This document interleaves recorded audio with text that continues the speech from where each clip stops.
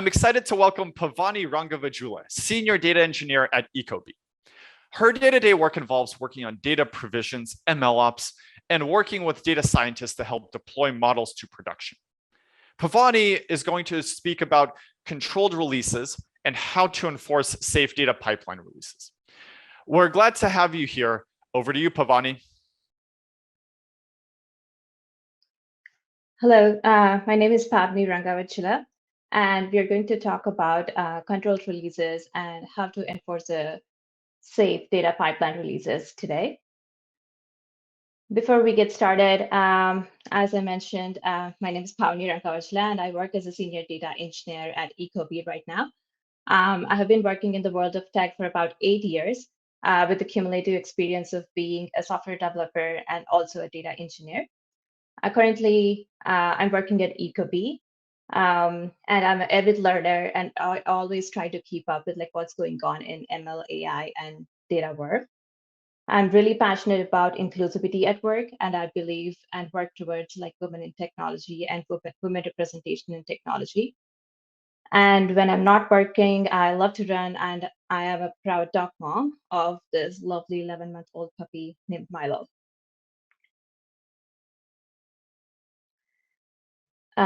If you guys haven't heard about Ecobee, Ecobee is a first world smart thermostat.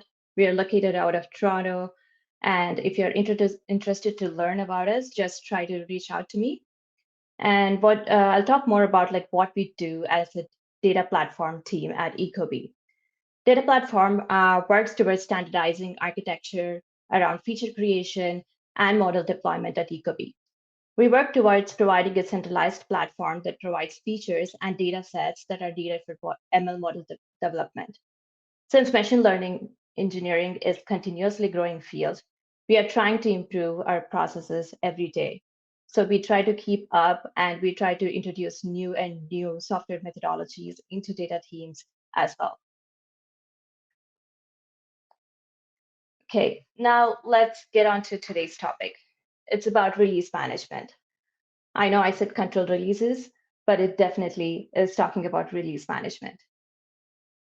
For example, let's imagine a world where there is no release management. You write your code, you just write it to your main branch, and you push it, and there are no guardrails in place. As shown here, we've underestimated the amount of bugs that were written in our code, and also underestimated the changes that were happening in the latest library update. We deploy our code, as in our case, data pipelines, and boom, we get a bunch of emails later in the day saying the data is wrong, or the data is inconsistent, or worse, there is no data that has been produced after recent changes. And the engineer who's on call wakes up at an odd hour to debug the code, or sometimes he even does not understand what's happening in the code and why the pipelines are failing. This brings down developer life quality, team happiness, team production, and overall affects the team health. The concept of release management basically minimizes all the problems that we've talked about. It not only consists of planning, but also scheduling and controlling the code changes. It enforces the reliability through testing and deploying at every stage and environment of the project. It also helps us foresee these uncertain behaviors and unwanted disruptions that are not productive for developer life. Now let's talk about why is this important for data teams. Because after all, the data pipelines are code as well. This incorporates years of best practices that have been going in software development world and getting those to the data teams. Gone are the days that there were no source control or testing methodologies in data teams. We are adapting all the standard practices like source control, sprints, scopes, agile methodologies. So why not adopt release management to data teams as well? This enables us to avoid pitfalls of unnecessary bugs in data, therefore increases the stakeholder reliability and also improves developers' life.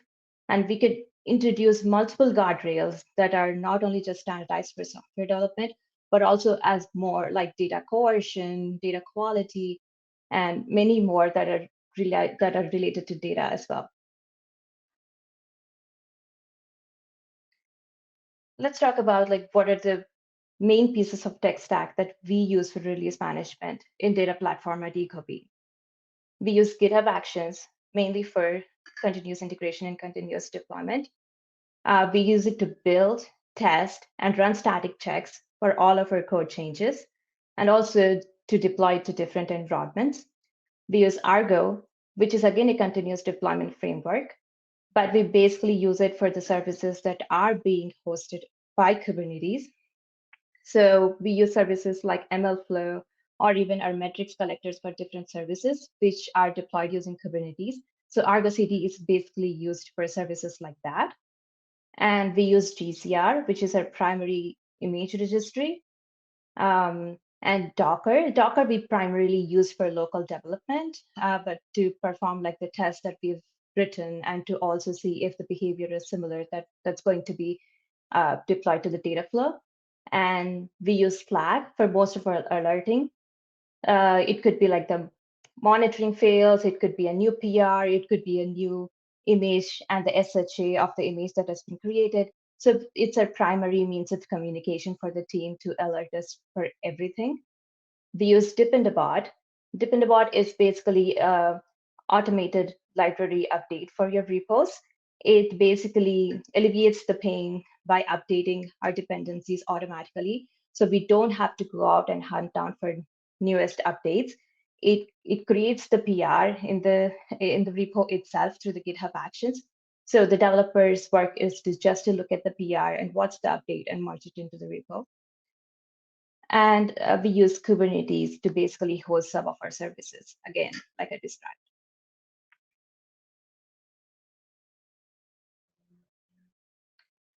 So even before we start about releasing the code to production, let's talk about the steps that we take for before the developer has to take even before we go and march the code to the production. For us, we start it through testing. We have different stages of testing that we do for our data pipelines at Ecobee. This is basically our standard testing hierarchy pyramid that we use. First and foremost, we start with unit tests. For every piece of code we write, we make sure it's well written in the form of units so that we can incorporate unit tests on it. So the first and foremost step we do is to write and run these unit tests. We use JUnit for our Java pipelines and like PyTest for other Python code bases, and usually follow other standards of using like the make file to run these tests and run the coverage on the test to see the code coverage. And the next step we do is integration tests or end-to-end tests, which are very similar in the data pipeline world for us. So we use this basically to test the system as a whole. Whenever there is a code change, we even go far and see if all the other pieces of the system are working fine after these changes or not. This test also include the schema coercion test for us, and also like the data quality test sometimes.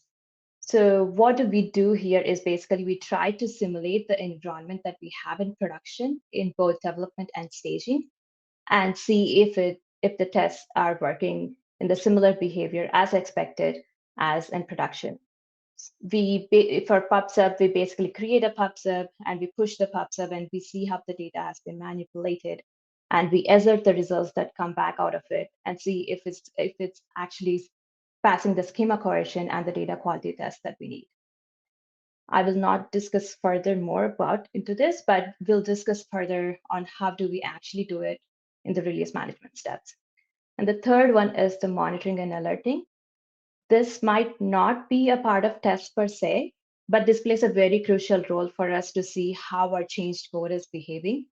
So when we merge the code and when we push it to or merge it to main or push it to production, so we have different SLOs defined on our services. It could be the data watermark age for some of our streaming pipelines. It could be system latency age for our batch and streaming pipelines, and also sometimes the amount of time that the data flow job or the data pipeline is running for our batch pipelines. So all of these are we created SLOs for each and every job particularly, so that if anything goes wrong and if any of these SLOs are not met, then we are basically alerted in Slack and we know something is wrong with our code.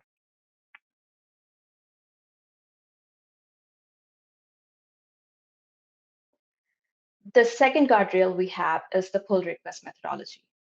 It's very similar to what other standards, other software standards that we have. So we'll discuss it further. So for every code change an engineer pushes, he or she commits and creates a branch out of it. So when the branch is created, basically the GitHub Actions is triggered, and it runs some static checks and the unit tests on this change of code. When this unit test and the static checks pass, we create an image out of it and we push it to a GCR, saying like there is a new image with like a new SHA on it. So when running this unit test and the static checks, we use the runners that are provided by GHA or sometimes the runners that have been standardized by our company. For example, if we are using Java, we could be using the runners that are standardized for Java and also for Python, respectively the same. And if any of these tests fail, that basically indicates the engineer, even before margin or even before testing it in stage and dev environment, saying like there has been problems with the code reliability. So it enables the engineer to basically test it again or like write a code according to the standards that has to be met and push the newer commits. So once these tests pass is when we push the image to the GCR. And this image is then pushed into like the development and staging environments. This enables the developer to test it in both the staging and development environments end to end to test the reliability of the code that has been changed with the whole system. After this process is done is when we are expected to push a PR. And the PR should also consist of the description saying like why the particular code changes has been made, why they were requested, and also required documentation changes that comes with the PR. Then this PR goes to at least 2 developers in the team who would review the code and who would basically request any code changes if they were needed and approve it if it passes the whole thing. Then is when you get an image saying like this PR is ready to merge. So all our code bases and repos have this restrictions on them, which enables not only the code reliability, but also like domain expertise to take it from different developers who have worked on this project before.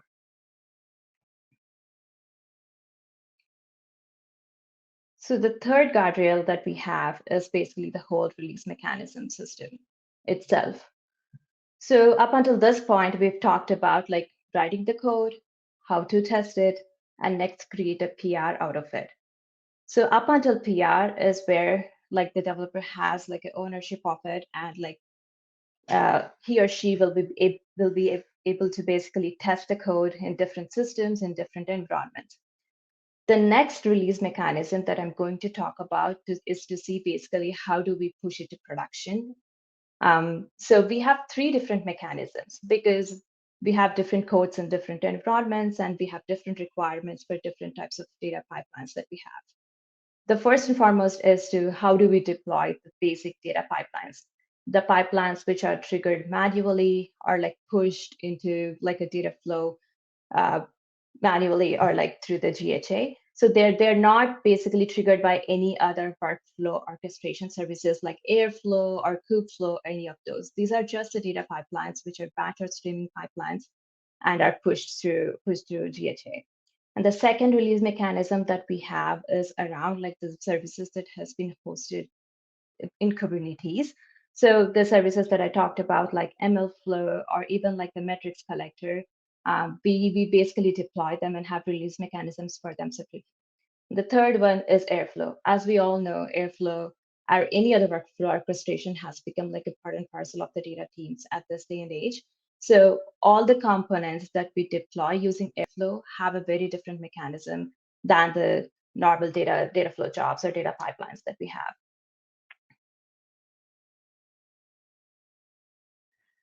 So the first thing that we're going to talk about is basically a release mechanism around like a data pipeline code change. The data pipeline code change could occur like through two different stages. It could be either like a code change that a developer makes or even like a depend upon update. So when a developer creates a change in the code and creates a PR out of it, let's assume all the PR process has been done and it has been tested in the dev and stage. And this is the next step where we are going to merge the PR into main and push the main code changes into production. So the guardrail that we have to push into production is like a manual intervention. Like the developer has to go and trigger the workflow dispatch in the GitHub actions. So only then is when the production deployment will trigger. For both the Java and Python pipelines, what we do is we basically package the code changes that has been made in the PR, and this package will be pushed into any of the GCS or any of the static storage we have. And this package is then will be deployed into the data flow job as a new data flow job, basically. So one of the actions that GitHub does is basically goes and checks if there is a similar data flow job which is already running. It drains the data that is being processed in the job if it's a streaming pipeline, or if it's a batch pipeline, and it waits till the job is done. And then is when it triggers a new data flow job saying like, this is the new package and these are the code changes that has been done. So what this enables us is to not to have like a multiple pipeline versions running, and also to package it and to put it in a GCS enables us to also go to backward compatibility if anything goes wrong, so that we can go to the previous versions of the packages whenever the newer code is not working, so that it doesn't bring down the whole production system of the data flow jobs. The second one is through Dependabot, which I was talking earlier. So as I said, like Dependabot is basically a library update. We use it for library updates. It automatically identifies the newest updates in the library. We especially use these for like the Python code bases that we have. And it creates a PR out of it whenever there are any new changes in the library. So we make sure at least like once in every 2 weeks. So we go and check for like the critical vulnerabilities, and we have a Slack alert saying if there are any severe vulnerabilities in the previous library updates, so that whenever we get these, the Dependabot already creates a PR for this. So all the engineer has to do is to basically go and check for the PR and see which library update has been updated, and it requests for like a two developers depending upon like important repos, and like for some repos it requests for a singular developer approval, and like he or she approves the PR and it gets merged into the main branch. And the process after that is very similar to the code changes release mechanism that we talked before. It basically packages the whole code into a package and releases it into a static storage, which is when it triggers like a new data flow job out of it.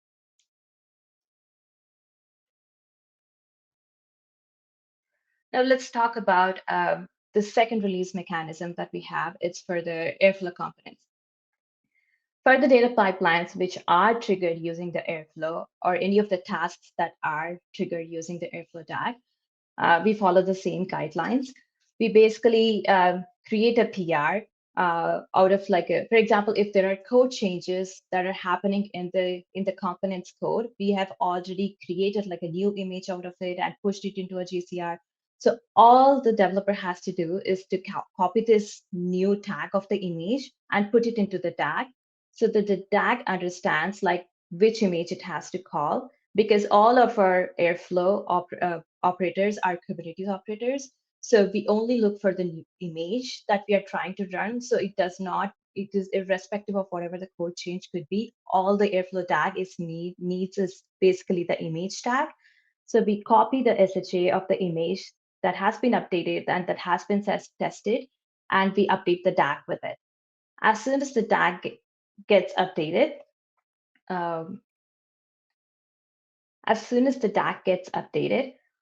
what we do is we basically trigger a GitHub action after that, saying we run the unit tests on the DAGs that has been updated, because we also write unit tests for our Airflow DAGs, and we check for the static checks like linting, because all of our Airflow DAGs have to have like a similar way the code has to be written.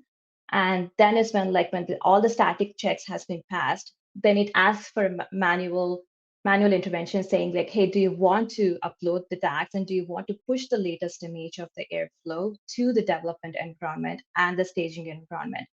So once you push the image to the DAGs to both the development and staging environments, a composer automatically identifies there is a newest change of the airflow image, and it basically spins up a new airflow instance with the updated code changes. So this allows us to basically test the airflow in both dev and stage environments. That is how we ensure like the code changes that we've made are not breaking the airflow tag that is in either dev and stage. It simulates the environments that is similar to in production. And we create a PR out of it saying, hey, the code, the static checks has been passed, and also the tag is running fine end to end in Airflow in both in dev and stage as well. So when the developer creates a PR, then is when like it goes through the same process of PR that we have for the other code changes, and it requires an approval from other two developers. And the GitHub Actions is like similar after that. It pushes the tags and the code changes to the production composer as well. And it spins up a newer instance of a Airflow in production saying there are new code changes. So that's how we do it for when there are new code changes for the Airflow. So it has like more guardrails than the data pipeline, because Airflow has like a multiple dependent components in it rather than just like one data flow job. So we have like downstream data consumers which get affected. So that's the reason we end up testing it end to end even before we deploy the newer tags to the production. And the final release mechanism we have is basically for the services that we host using Kubernetes. We self-host MLflow, and we self-host some of the apps that basically work towards collecting our metrics, which are required for SLOs and everything. For these kind of applications, we use something called Argo CD. Argo CD basically follows the GitOps pattern of using Git repositories as the source of truth for defining a desired application state. So you could basically use it using like the customize or the Helm charts or anything. So we basically use customize, and we have customization YAMLs for different environments, like separated for different environments. So whenever the code change is pushed and merged, because for Argo CD applications, like uh, our Argo CD basically triggers and updates the application as soon as there is a changes in main, not in any of the branches. So what we do is like if we have to test for the dev and stage and separately, we only update the development environment first, the customization YAML related to that environment first, and we basically merge the PR. And after we merge the PR is when we're able to see the changes in the application, which helps us to test the application in development separately. And we follow the same process for the stage as well. And this enables us to separate it from the production. So whenever there are any vulnerability risks or there are any kind of a code reliability issues, we get to know even before we create a PR for production. So once the simulated environments in development and stage are tested efficiently, and then is when we create a PR for the changes in production. So the Argo CD basically identifies the changes in the production YAML, and it changes the state of the production application. How Argo CD works is like once the changes are merged, it knows there has been new changes for this application, and it automatically syncs all the resources that are linked for this application. If there is a problem with sync, and if there is any of the failures that are in the resources, it basically does not destroy the nodes that are that are already running. So this helps us if this helps us not to bring down the systems that are already running. And so that's the reason, one of the reasons why we use Argo CD. It's really amazing.